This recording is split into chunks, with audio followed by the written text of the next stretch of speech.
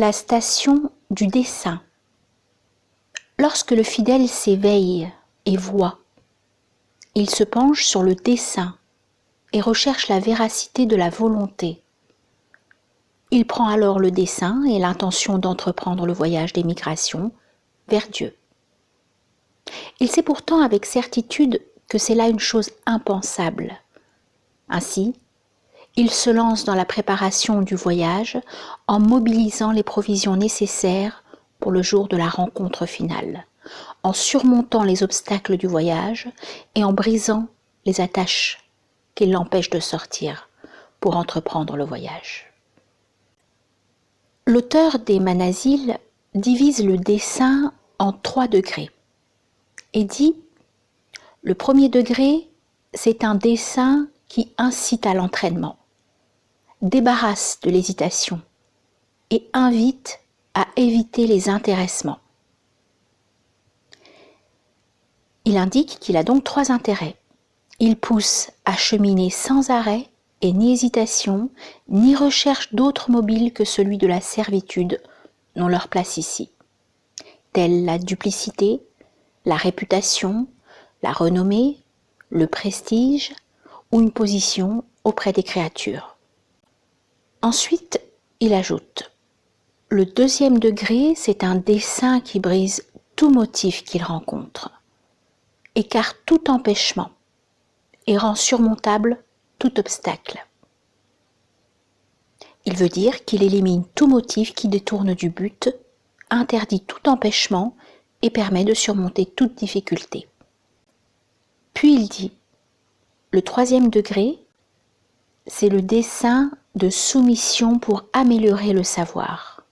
C'est l'intention de répondre à l'appel de l'impératif et de s'engager dans l'océan de l'extinction. » Il veut dire que le fidèle se laisse guider vers le savoir pour s'améliorer et vise à répondre à l'appel de l'impératif religieux qui possède, sur chaque question du savoir, un appel invitant à y croire sur les 2 plans de la connaissance et de la pratique. Mais il entend par l'appel de l'impératif les secrets et les sagesses qui appellent en faveur de la légalité et de la légitimité de l'impératif. Donc, y répondre constitue un motif supplémentaire par rapport à la simple conformité. Car ces secrets invitent à l'amour, à la vénération, à la connaissance et à la louange. Ainsi, le commandement appelle à la conformité et à ce qu'il renferme comme sagesse. Et les finalités appellent à la connaissance et à l'amour. Quant au fait de s'engager dans l'océan de l'extinction, cela constitue pour les spirituels le but recherché. Pour certains d'entre eux, cela constitue l'une des obligations de la voie, et non pas une fin en soi.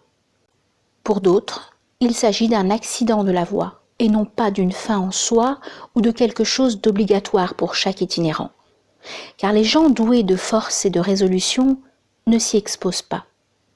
D'ailleurs, ceux qui possèdent l'état spirituel de survivance, el-baqa, sont plus parfaits.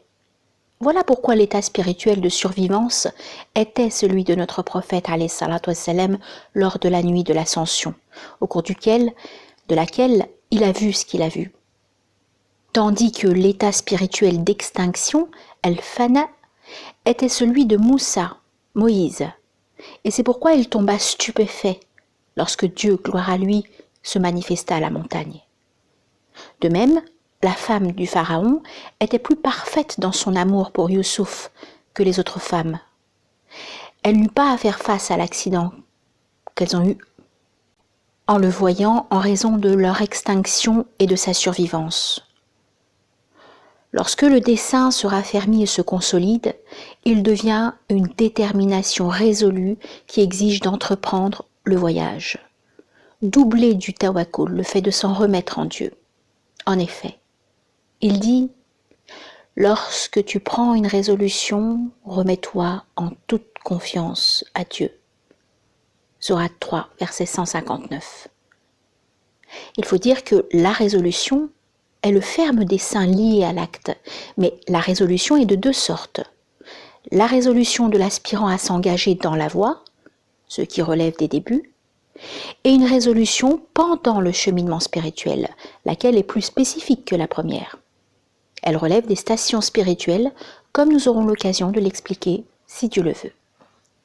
Au cours de cette demeure spirituelle, le cheminant a besoin de distinguer ce qu'il a de ce qu'il doit pouvoir s'occuper, ce qu'il a, et s'acquitter de ce qu'il doit. Le cheminant a besoin de distinguer ce qu'il a de ce qu'il doit pour pouvoir s'occuper ce qu'il a et s'acquitter de ce qu'il doit. Ceci relève de la station de l'examen de conscience, el-muhasaba, qui intervient hiérarchiquement avant la station spirituelle de la repentance, et-tauba. Car lorsqu'il sait ce qu'il a et ce qu'il doit, il se met à s'acquitter de ce qu'il doit et à s'en décharger. Et cela, c'est la repentance. Il reste que l'auteur des Manazil a placé la repentance avant l'examen de conscience.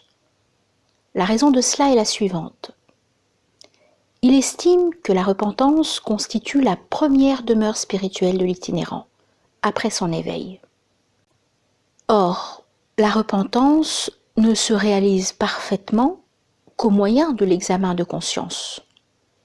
Donc, l'examen de conscience constitue un parachèvement de la station de la repentance.